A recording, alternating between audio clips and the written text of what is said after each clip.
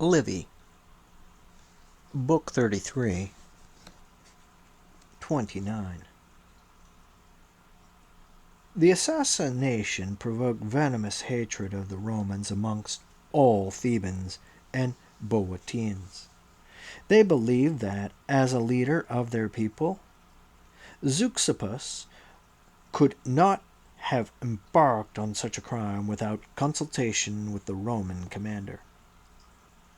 They were without the strength or a leader to mount a revolt, and turned instead to the next best thing, to war, terrorism. They surprised some Roman soldiers at inns, others as they moved around during the winter season on various everyday commissions. Some were killed by their ambushers right on the highways, at well-known concealment points. Others after being lured into isolated stopping places. Eventually, such crimes were committed not simply from enmity, but also from greed for spoils, because the soldiers were on their journeys to do business with money in their belts. Initially, only a few were lost, but as casualties increased by day, all of Boeotia began to gain a bad reputation, with soldiers leaving the camp in greater fear than if they were in enemy territory. At this point, Quinctius sent out envoys amongst the city-states to inquire into the terrorist activities. Most of the assassinations were found to have been in the area of Lake Copias.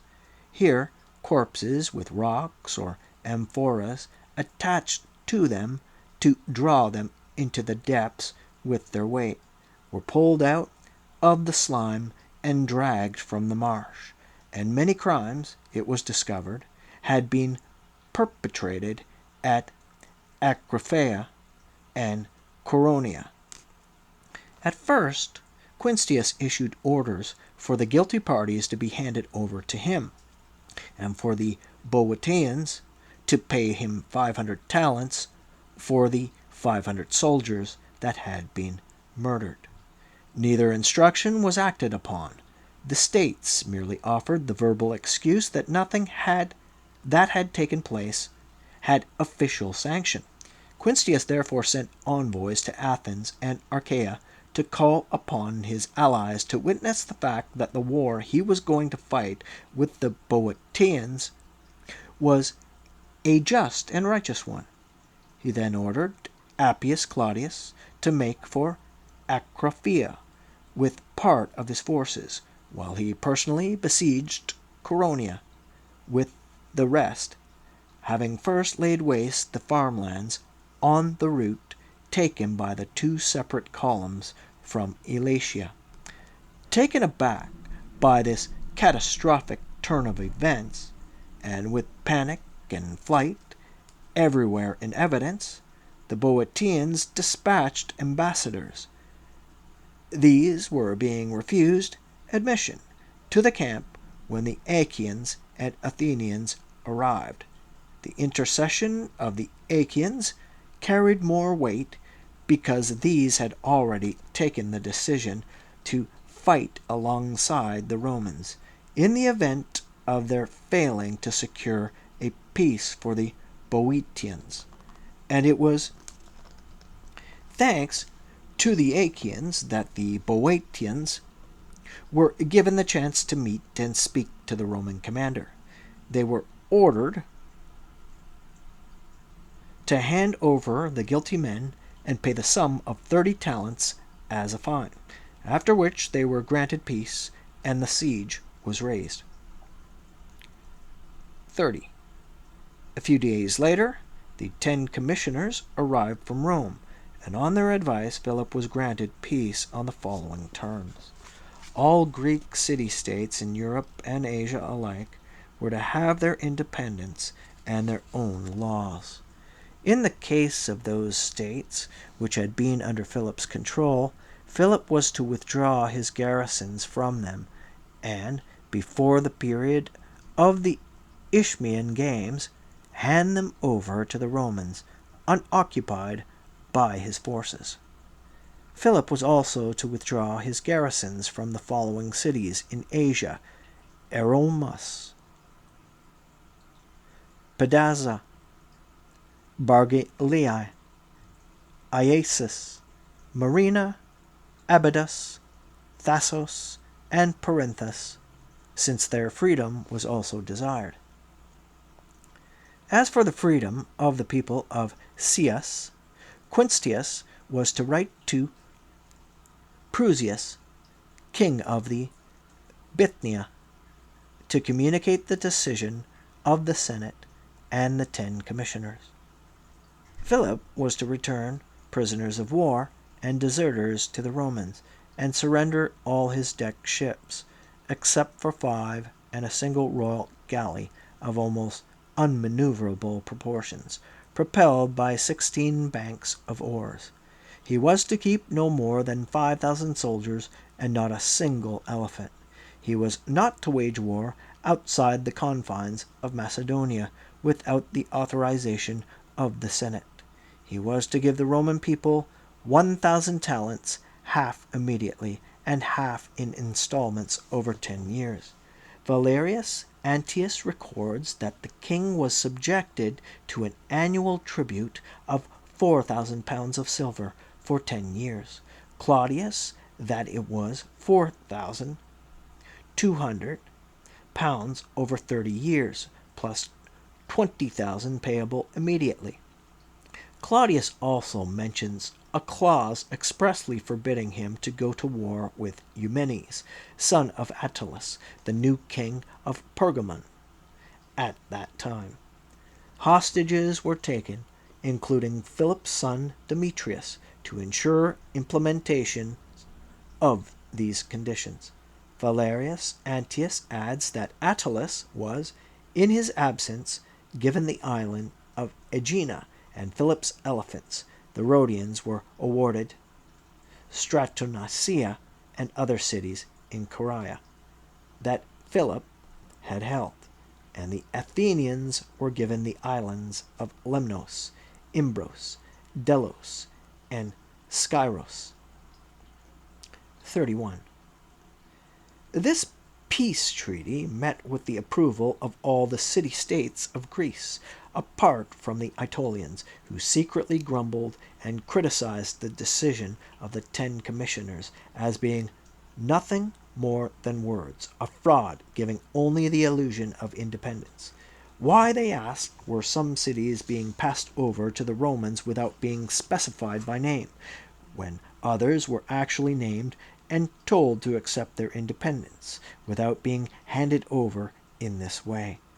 Obviously, because the cities in Asia, safer by virtue of their very remoteness, were to be liberated, while those in Greece were to be taken over without even being designated by name: Corinth, Chalcis, and Oreus, along with Eretria and Demetrius. The charge was not entirely without foundation, for the position of Corinth, Chalcis, and Demetrius was not clear. In the senatorial decree under which the 10 commissioners had been sent from Rome, all of the other cities of Greece and Asia were clearly granted their freedom. In the case of the 3 in question, however, the commissioners had been instructed to take such actions and decisions as were required by the situation in which the state was placed, being guided by the interest of the state and by their own integrity. And there was Antiochus. As soon as he was satisfied that his forces were adequate, he would, they were sure, cross to Europe, and they did not want to leave favorably situated cities open for him to seize. Setting off from Elatia, Quinctius and the 10 commissioners came to Anticyra, and crossed from there to Corinth. Here, in meetings of the 10 commissioners, the days were spent almost entirely on discussions of the independence of Greece. Time and again, Quinctius reiterated that they had to free Greece as a whole if they wished to make the Aetolians hold their tongues, if they wanted to inspire in everyone genuine affection for the Roman people and respect for its dignity, and to convince people that they had crossed the sea to liberate Greece rather than merely to transfer power over it from Philip to themselves. The others did not oppose his arguments vis-a-vis the others did not oppose his arguments vis-a-vis the independence of the cities, but they argued that it was safer for the Greeks themselves to remain a short while under the protection of a Roman garrison rather than accept Antiochus's overlordship in place of Philip's. In the end, the following decision was made. Corinth was to be restored to the Achaeans, but with the retention of the garrison in the Acrocorinth, and Chalcis and Demetrius should remain occupied until the concern about Antiochus had passed. 32. The date fixed for the Isthmian Games was now approaching. This was invariably a well-attended event, even on other occasions, for two reasons. First, the inborn Greek enthusiasm for spectacles involving all manner of competitions in the arts, in physical strength, and in fleetness of foot. And secondly, the favorable location, which, since it provided all manner of goods for the human race, thanks to its two different seas, made this commercial center a gathering place for Asia and Greece. But on this occasion people had assembled from all parts of the world, not just for the usual purposes. They were eager to find out what the position of Greece was going to be in the future, and what lay in store for themselves. Not only did they have their different private thoughts on what the Romans would do, but they would bring it up in their conversations, and hardly anyone could be persuaded that they would withdraw from all parts of Greece. The spectators had now taken their seats for the pageant. Following normal practice, a herald came forward with a trumpeter to the middle of the grounds, from which point the games were customarily opened with a ceremonial hymn. When silence fell after the trumpet call, the herald made the following announcement. The Senate of Rome and the commander Titus Quinctius, having defeated King Philip and the Macedonians, declare that the following peoples are to be free, exempt from taxes, and living under their own laws: the Corinthians, the Phocians, all the Locrians, the Isle of Euboea, and Magnesians, the Thessalians, the Parabians, and the Achaeans of Pathiatus. The herald had listed all the peoples had been under Philip's control, and when this announcement had been heard, the elation was too great for people to take in everything at once. They could all scarcely believe their ears, and they looked at each other in amazement, as though they were witnessing a fleeting dream. With regard to their own situation, they kept putting questions to those next to them, totally unwilling to accept the evidence of their own ears. The herald was called back. Everyone was eager not just to hear, but to see the harbinger of their liberty. The herald was called back. Everyone was eager not just to hear, but to see the harbinger of their liberty, and he repeated the announcement. At this, the reason for their rejoicing being now confirmed, such applause and cheering went up, and was so often repeated, that it was readily apparent that of all possible blessings none is more gratifying to the crowd than freedom. The games were then performed so hurriedly that nobody's mind or eyes were focused on the spectacle. So far had this one delight preempted the awareness of all other pleasures. 33. When the games were terminated, nearly everybody ran towards the Roman commander. As the crowd rushed forward, eager to approach this one man and touch his hand, and showering him with garlands and ribbons, he was almost in danger. But he was about 33 years of age, and the vigor of his youth and his pleasure over the remarkable celebrity which he was enjoying added to his strength. Nor was this outpouring of joy just a thing of the moment. It was revived over many days as people reflected on and talked about their gratitude. There was then a nation on earth that waged war for the freedom of others at its own expense, and itself facing the hardship and danger, and it did this not for its neighbors, or for people geographically close or on the same landmass, but actually crossed seas to prevent an unjust empire existing anywhere in the world, and to assure the primacy of rectitude, divine justice, and the law of man. With a single announcement from a herald, all the cities of Greece and Asia had been set free. Only an intrepid soul could formulate such an ambitious project. Only phenomenal valor and fortune bring it to fruition. Personal footnote. Thinking what I'm thinking? This is simply preparatory for what was to come with future conflict coming from the East. 34. After the Isthmian Games, Quinctius and the 10 commissioners gave audiences to deputations from kings, peoples, and city-states, and the first to be called were the envoys of Antiochus.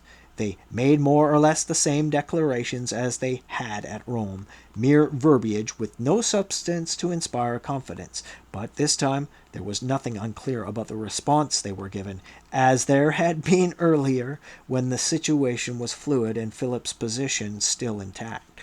They were quite explicitly told that Antiochus was to withdraw from the cities of Asia which had belonged to Philip or Ptolemy. They were quite explicitly told that Antiochus was to withdraw from the cities of Asia which had belonged to Philip or Ptolemy, and not touch the city-states that were free or resort to armed aggression against any city. All Greek cities everywhere were to have both peace and independence. Above all, Antiochus was forbidden either to cross to Europe himself or to send his troops there. When the king's envoys were dismissed, a meeting of cities and peoples got under way, at which business proceeded all the more briskly, because the decrees of the commissioners were delivered to each of the states by name.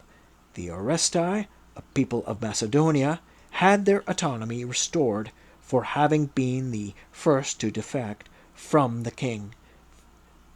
The Magnesians, Perfabians, and Dolopians were also pronounced free. Apart from being awarded their independence, the people of Thessaly were also granted the Thyodic Achaeans, with the exception of Thyodic Thebes and Pharsalus. The Aetolians claimed that Pharsalus and Lucus should be restored to them under the terms of their treaty, and the commissioners referred this to a senate. The commissioners did, however, keep the Phoenicians and Lucrians annexed to the Aetolians as before, but with the authority of a decree now added. Corinth, Trophilia, and Heraea, also a city in the Peloponnese, were restored to the Achaeans. The 10 commissioners were for giving Oreus and Eretria to King Eumenes, son of Attalus, but Quinctius disagreed that this one issue was referred to the Senate for a decision. The Senate granted these states their independence along with Charistas. Pleuratus was given Lycanidas and the Partheni. Both these Illyrian peoples had been under Philip's control. Amenander they told to retain the strongholds he had captured from Philip during the war. 35. When the meeting was adjourned, the 10 commissioners divided their responsibilities, and each went off to liberate the city-states in his region. Publius Lentulus went to Bargalaea, Lucius Stertonius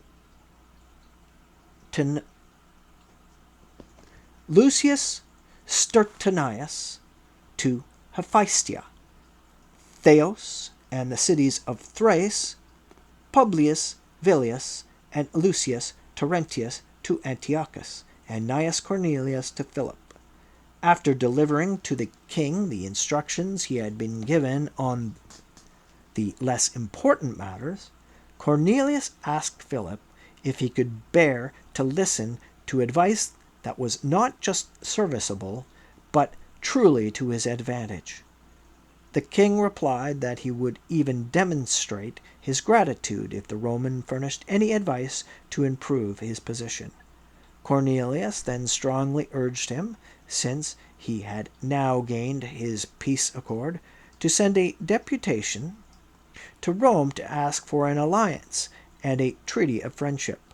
Otherwise, he said, should Antiochus make a move, Philip could be thought to have simply been biding his time. On the lookout for suitable occasions to resume the war, the meeting with Philip took place at Tempe in Thessaly. When the king replied that he would send a deputation immediately, Cornelius moved on to Thermopylae, where at fixed dates there is a plenary council meeting of the Greek peoples called the Phalaic Council. Here Cornelius advised the Aetolians in particular to remain scrupulously loyal to their alliance with the Roman people. Some of the leading Aetolians meekly complained that since the victory, the attitude of the Romans towards their people was not the same as during the war. Others were more outspoken in their criticisms and reproaches, saying that the Romans could not even have crossed to Greece, much less defeated Philip without the Aetolians. The Romans stopped short of responding to this in order to avoid a quarrel, and merely said that the Aetolians would obtain complete satisfaction if they sent a delegation to Rome, and so, following Cornelius's advice, envoys were selected. Such was the conclusion of the war with Philip. 36. During the course of these events in Greece, Macedonia, and Asia, Etruria was almost turned into hostile territory by a slave revolt. Manius Acilius Glabrio, praetor with jurisdiction over citizen foreign affairs, was dispatched with one of the 2 city legions to investigate this and put it down. Some, and there's a blank here in the parchment, but implemented is the suggestion others. So again, some others he defeated in battle when they had already assembled. Of these many were killed, and many taken prisoner. Some, those who had been ringleaders in the conspiracy, he had flogged and crucified. Others he returned to their masters. The consuls then set out for their provinces. Marcellus entered the territory of the Boii, but his men were exhausted after spending a whole day on the march, and as he was pitching camp on a hill, he was attacked by a certain Corolamus, a prince of the Boii, who fell on him with a large force, killing about 3,000 of his men. Some distinguished men also fell in the melee, including the allied commanders Titus Sempronius Gracchus and Marcus Iunius Silanus, as well as Marcus Ogulnius and Publius Claudius, military tribunes from the 2nd Legion. Even so, the camp was established and defended with determination by the Romans, and an attack from the enemy, elated by their successful encounter earlier, came to nothing. Marcellus remained within the encampment for a number of days, giving himself the time to tend to his wounded and also restore the men's confidence after such a daunting episode. The Boii, a people with little patience for wearisome delays, dispersed in all directions to their strongholds and villages. Marcellus swiftly crossed the Po and took his legions into the area of Comum, where the Insubres, who had called the people of Comum to arms, had their encampment. Ebullient, after the fight put up by the Boii a few days earlier, the Gauls joined battle while they were still in marching formation, and their initial attack was fierce enough to throw back the Roman front ranks. Seeing this, Marcellus feared that his men might be driven back in defeat by this first shock, and he set a Marcian cohort in the enemy's path, and then unleashed all his squadrons of Latin cavalry against them. The first and second cavalry charge checked the spirited advance of the enemy, and this gave confidence to the rest of the Roman line, which first held its ground and then made a fierce attack. The Gauls, no longer able to keep up the fight, turned tail in scattered flight.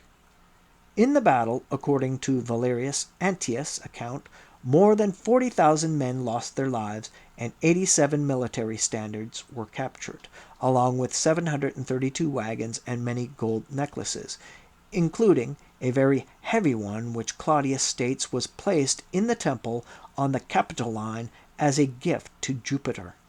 The camp of the Gauls was taken and sacked that day, and the town of Comum was captured a few days later. After this, 28 fortified towns went over to the consul.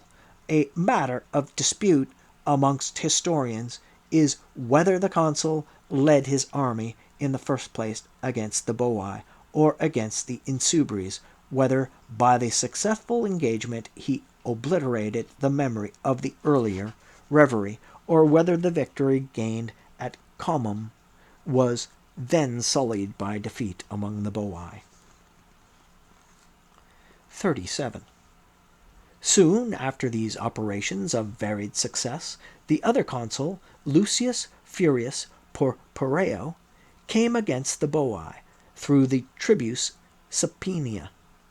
He was already approaching the stronghold of Mutilum when, fearful of being cut off simultaneously by the Boii and the Ligurians, he led his army back along the same route by which he had brought it, and reached his colleague by a long detour through open and therefore safe country. Combining their armies, the consuls first moved through the territory of the Boii, plundering as they went as far the town of Felsina. That city and all the other strongholds in the neighborhood surrendered, as did almost all the Boii, apart from their men of military age, who had taken up arms in order to plunder, and at that point had fallen back deep into the woods. The Ligurians were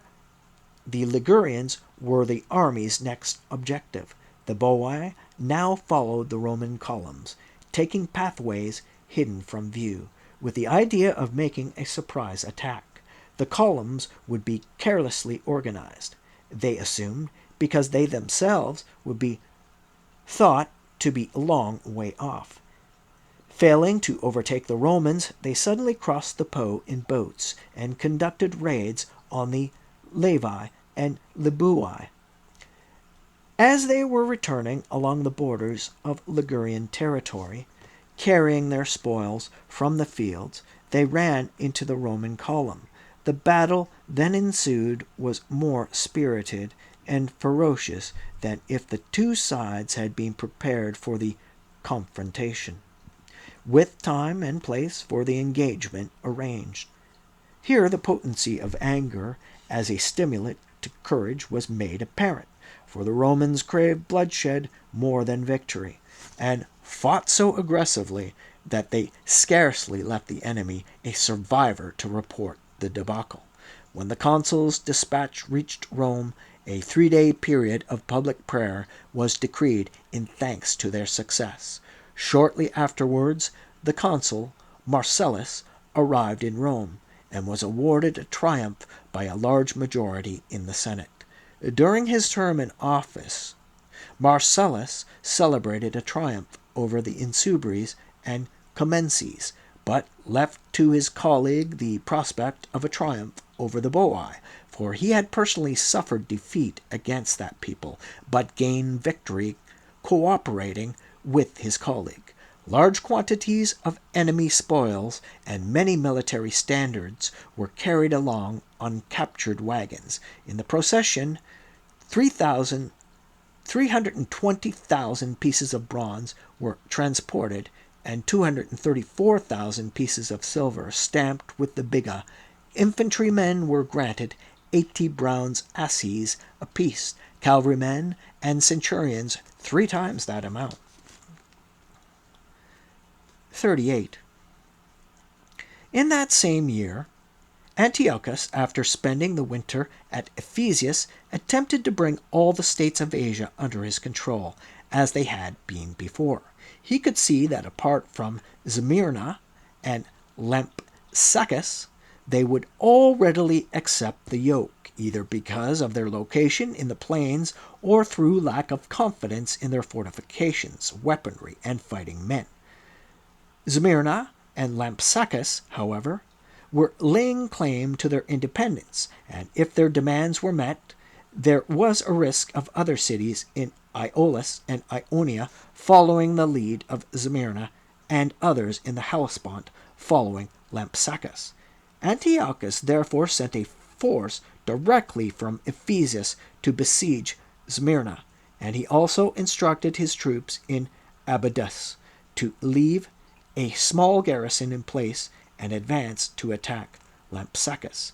Nor did he simply try to intimidate the cities by force. He also made friendly overtures to them through his envoys, and upbraided them for their foolhardiness and obstinacy, all the time trying to raise their hopes that they would soon attain their objectives, but only when it was evident to everybody else as well as themselves that they had achieved their independence as a favor granted by the king, not because they had taken the opportunity to seize it.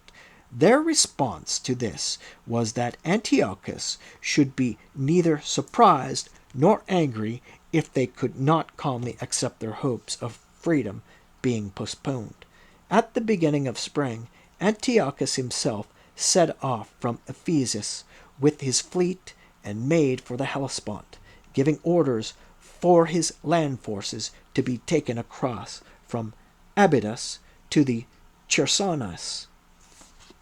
He brought his naval and land forces together at Miletus, a city in the Chersonese, where he surrendered the walls with his soldiers because the people had shut their gates to him.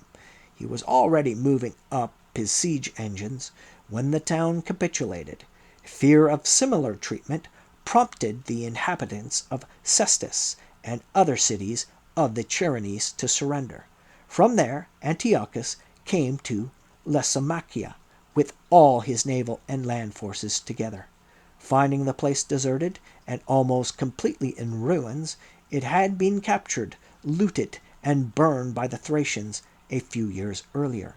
He was overtaken by a desire to restore the famous city, which was also strategically located, and so, taking all possible care, he proceeded with the simultaneous implementation of the necessary measures, the restoration of buildings and walls, the ransom of citizens of Lysimachia who were in slavery, the searching out and bringing together of residents who had scattered in flight throughout the Hellespont and Chersonese, the enrollment of new colonists with the prospect of betterment.